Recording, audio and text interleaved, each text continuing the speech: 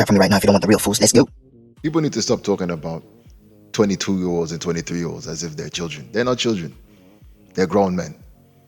If a 22 and a 23-year-old gangbanger decides to go out there and do something and he gets stopped by whoever he can, the problem with the UK black community is that they keep thinking in terms of children. But then they don't know what they're talking about, because then somebody who's 35, they will say he's old. But somebody who's 23, 22 is a child. He's just a baby. There's this strange thing that happens. It's like 35 is old, 22 is a baby.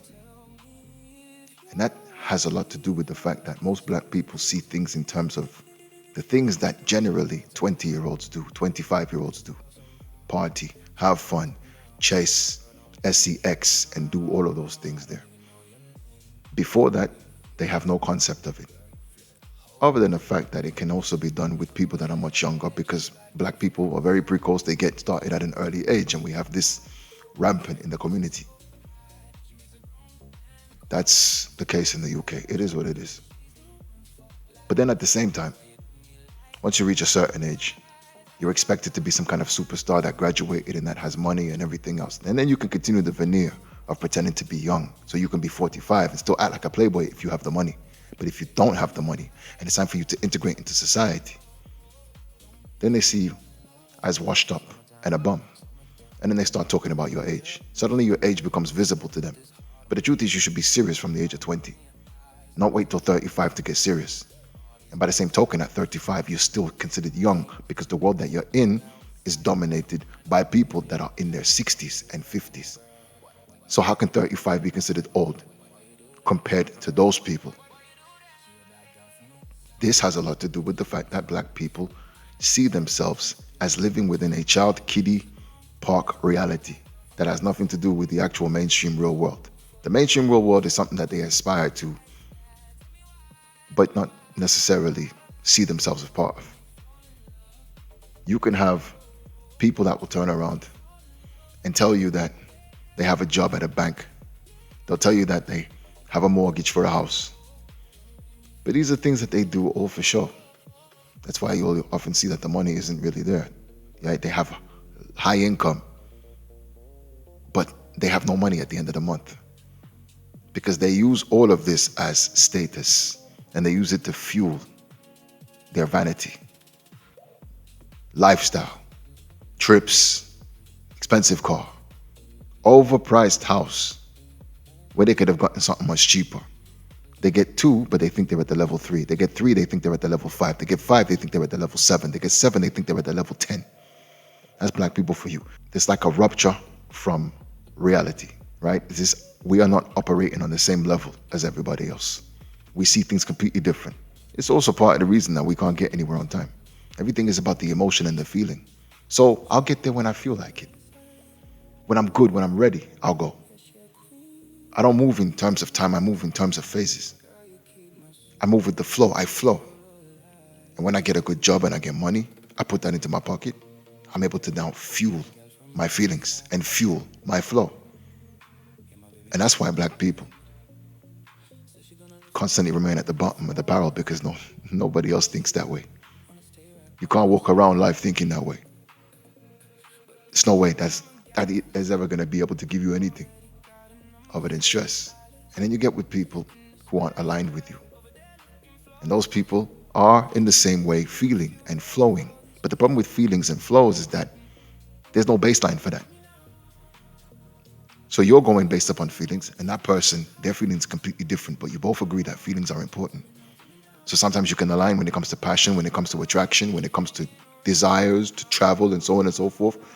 But then when it comes to actually being able to make an income, make a living, and then the aspirations for the future that are based emotionally upon the people that you're trying to impress, your family, so on and so forth, everyone has different standards for you to try and meet. And that person over there is accountable to a different set of people and has different standards that they're trying to meet.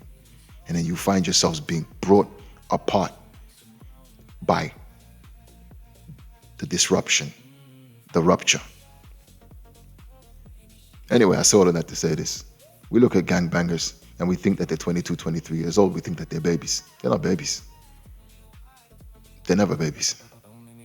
At 24, 23, you're not a baby. 13, 14, you can be considered to be a baby. 24, 25, you ain't a baby. But we say that also because we want to skip over the fact that we do infantilize black men. For bad and for bad. That's why black men used to be called boy. We see them as objects of, well, you can try to make money off of them. You can try to use them. But ultimately, you don't respect them. You don't listen to them. You don't trust them. You don't heed them.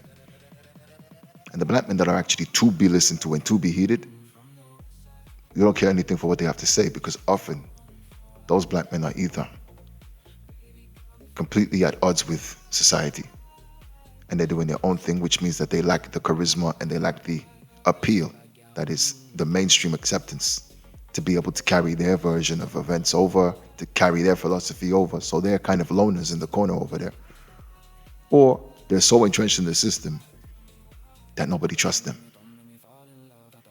So the only people that seem to have any kind of movement going are the people that make money, that are flashy, that are loud, and we pretend to hate, but secretly envy and chase after. And I say we, I don't mean myself. I mean the black collective, which I don't really too much believe in, but let's just, for the sake of argument, say that, the black collective. And so now we look at these little gangbangers and we think to ourselves, okay, he's getting it. He's entertaining. He's living his best life. He's living the best of what it is to be black. He's flashy. He's loud. He's proud. He can dance. He can rap. He can sing. He can do athletic things. He can play sports. He can play ball. He can do this. He can do that. And that to us is the full actualization, the true realization of black potential. That's why whenever black people talk about their contribution, it always revolves around the art and music and all this other stuff that nobody else cares about. People use that, they consume it the same way you will consume McDonald's. Nobody goes and lives by McDonald's, right? It's something that you do from time to time. You take time out of your day, you go over there, you get your chicken McNuggets or whatever it is that you get, and you enjoy. But you're not going to live off of that for the rest of your life, no. It's something that you indulge in, that's all, you dabble. And black people don't get that. It's like a female who doesn't understand that. Only reason that people like her is because they want to do, mugu mugu with her. She actually confuses that into thinking that she's actually got leverage and clout in the world. Oh, look how many people want me. Look how many people want me. No, they just want to be able to slam and scram. That's all they want. And it's the same thing with black people. They come down, they slum it with us, and then they cut, they disappear into a puff of smoke. But the gangbanger is the person that lives in his reality. He lives his expression. And that's why we love them so much. That's why everybody loves the outlaw. But the difference is, in the other communities, there are other structures, right? There's a business structure. People listen to their business heads. They listen to their talking heads, their engineers, their religious leaders, so on and so forth. Our religious leaders, they're into prosperity theory, prosperity religion, prosperity preaching. Or, quite frankly, they are subdued by some other order, which is to say that they're probably orthodox in the way that they do things, and so they belong to the Catholic Church, or they belong to, some other ruling body. They don't belong to the community. You understand? I'm talking about something that is actually from the community, homegrown, that you look at a lot of the evangelical preachers and so on and so forth. We look at the street preaching Muslims and so on and so forth. And those people, ultimately, when you look at them, they serve themselves. They don't have an eye for the community at all.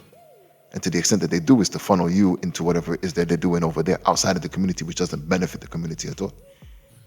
It's the same thing with the politicians. That's why you never get anything. You just give and get nothing. So now when you look at the whole living a truth,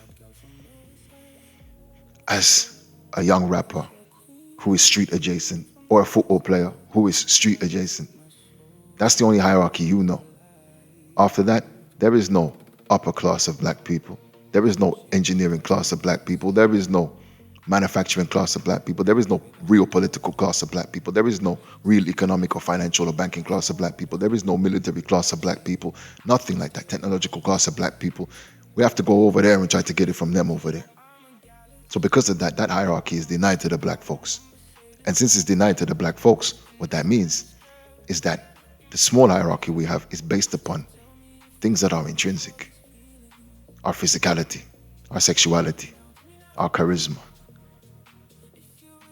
And based upon that, you only have a short window within which to execute those things.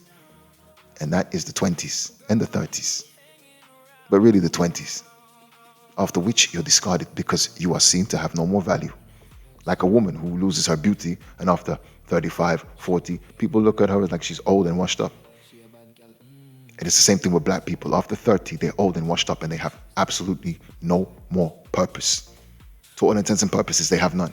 That's why we can look at a 20-year-old and think he's both big, powerful, but a baby at the same time. In no other community do you see that. The 20-year-olds, they might be able to be athletic and so on and so forth, but there's much more to be gained.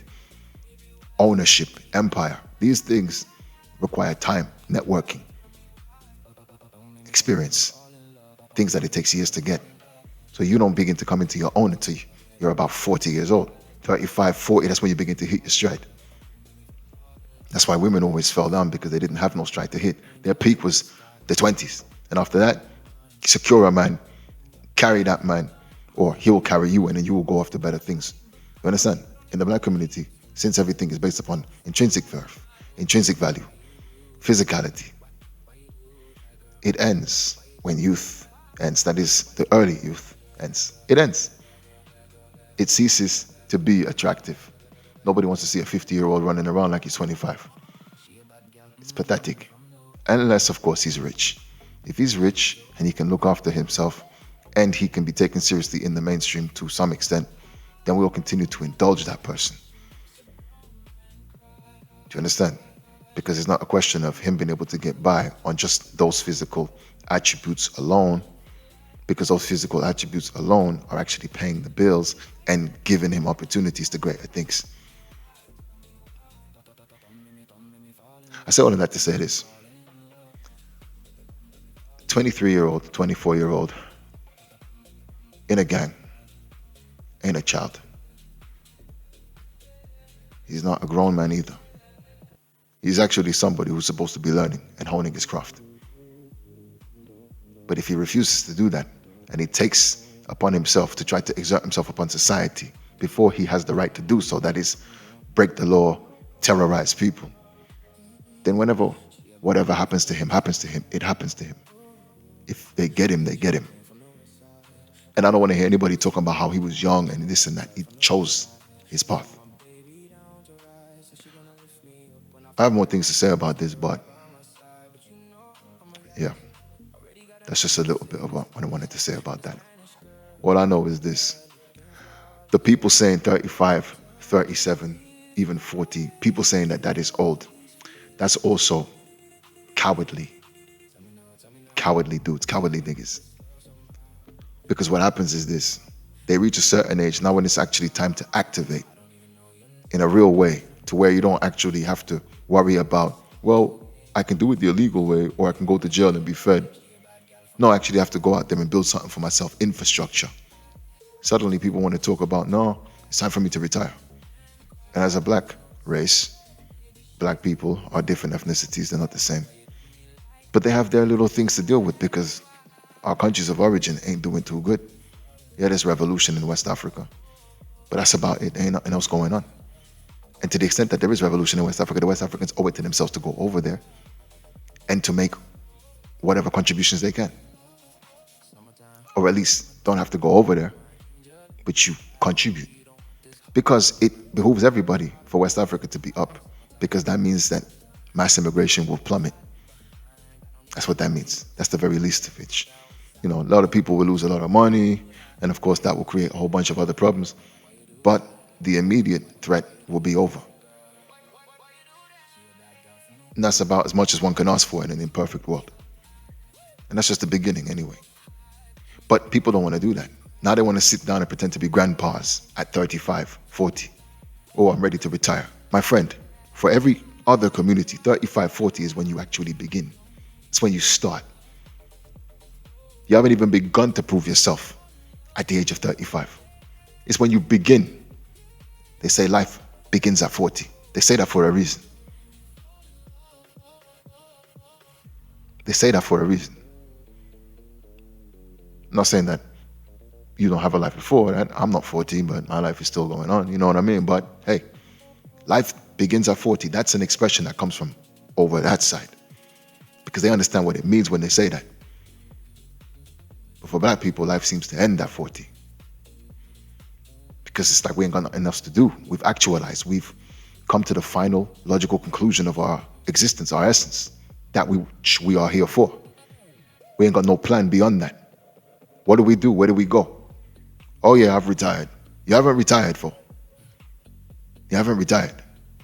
You understand? You can't retire. 35. Retirement age is like 67, 68, whatever it is. You're 35 years old talking about how you retired. You're an old man. You are not no old man at 35. That's a cop-out. That's you saying, okay, I'm too old for this. I want to go away now. Go away where? In the black community, come like these people want to turn around and do big things at 23, 24 because they watch rappers and, again, these people that are street adjacent. And they're out there exposing themselves, imposing themselves upon the people. So that's why you think that a rapper who's very successful or something like that, who used to be in the streets, you think he's the pinnacle of what it means to be a black masculine man. That guy's going to make change. And then a lot of the leaders that were black, they died in their 30s and their 40s. So they came to the natural end of their life cycle. But it's a cop-out, my friend. It's a cop-out. The fact is, nothing has even begun to happen at the age of 35. You're still there pretending, trying to fake it until you make it, waiting for your chance to strike. That's what you're doing. But if you're stupid and you have a low IQ and you're dumb and you don't have any vision and you have no ambition, then for you everything is finished. I done this, I done that, I was in the street. You think the street is life? The street ain't life, brother. The street is nothing. The streets are nothing. And anything you did in the streets is irrelevant. Nobody cares. You got man out here bragging about what they did 15, 20 years ago. We don't care about that, bro. We really don't care. Everybody's done something. Some people done more something than others. But there's nothing special about you for that. Real life is in the real world. And that begins at 40. What's your plan for 40 plus? Besides sit there and figure out a way to make yourself more comfortable, or at least as comfortable as you can make yourself. I hate to be real about life. And so I don't want to hear anybody talk to me about, oh, kids doing up kids unaliving kids. The kids ain't unaliving kids. These guys are fully actualized and trying to jump over the red lines, trying to take what isn't theirs to take power, take authority. I own this block. This is my neighborhood. You haven't earned that. You don't have any actual titles, no deeds to any houses in this neighborhood or anything. But you're claiming stuff because you're trying to actualize too early by doing things illegitimately. Because you want to try to be all that you can be in the physical sense, using extreme violence to achieve those ends. When the truth is, we don't live in that world. That world is caveman days. In this here world, the real world, not that alternate fantasy world you live over there. That world that is a primitive world. That world where what would constitute manhood and masculinity would translate into the real world as stupidity, recklessness, and criminality. And to the extent that you want to be violent, you have to be more sophisticated with your violence. You have to be more powerful, have more money, so on and so forth. Politicians ain't nothing but a bunch of thugs, but they do it in a sophisticated way. You understand? Because it's the same thing. It's the same cycle. It's just writ larger. But you don't understand that at the age of 25. So you're just trying to do it the way you can do it, by direct violence. Give me your money. Give me your this. Give me your car. Give me your food. I want to eat all of that food and I want to take this. I want to carry that, go over there and do this and do that. This is a bunch of nonsense. Rubbish. And we look at those people and we think, oh yeah, he's the done. Man are 50 years old talking about man that died 25 years ago. Like that was a boy, that was a little kid, bro. But you're talking about him like he was the man. He barely lived. But this is the black man and the black racist thinking. A youth mentality. But if somebody wants to be the fullest of their expression, then they should go up against the fullness of the other person's expression too. whatever that means. And if that person happens to be infinitely stronger and more powerful than you, you got what you got. Especially if you broke the law to provoke and trigger that situation and you didn't do it in a smart way, because being stupid is also condemnation as well. You can be condemned for that, because in the real world, stupidity is the fastest way to die. So what are you really saying? You want to do it big? Then anything that happens to you happens to you. And it's not about no gang thing. It's ain't gang. About being a man, also self-defense. So if you now impose yourself upon somebody, they have the right to come for you. And that's not in the name of gang. That's self-defense. That's why we have law and order. And it doesn't matter how old the officer is, 30 years old, 35, 50 years old, he can do you. Same as any civilian that you try to harass, he can do you. And it's not a no gang thing. It's not him regressing back to the streets or being juvenile because, violence is somehow the property and the sole monopoly of the young. No, violence is violence, my friend. It's when you collide with another entity. But of course, with black people, violence is the fullest and truest means of our expression, just like every other thing that comes passionately. So therefore, we feel as if you're rapping over the age of 25, 30, you're a bum. If you're dancing, you're a bum. If you go into the club just to have a good time, you're a bum. Because you are a bum, because that's the culture that we come from. That's the culture, the subculture that we live in, where you would have to be a bum to do that. But the truth is, in the real world, people can go out and have fun and do whatever they want to do in their way without being judged for it. But because of the context of the black community, that's what it filters into, translates into. There's a problem there at the root. But gangbangers, 23, 24 years old, that's not kids killing kids. That's people who are fully actualized, doing each other and slapping each other over. You understand? And anybody, anywhere has the right to defend themselves against those kinds of people. Because in order to actualize, you also need to survive. So in order to survive, you need to do what you need to do. And that too is true. Anyway, like, share, subscribe. Peace.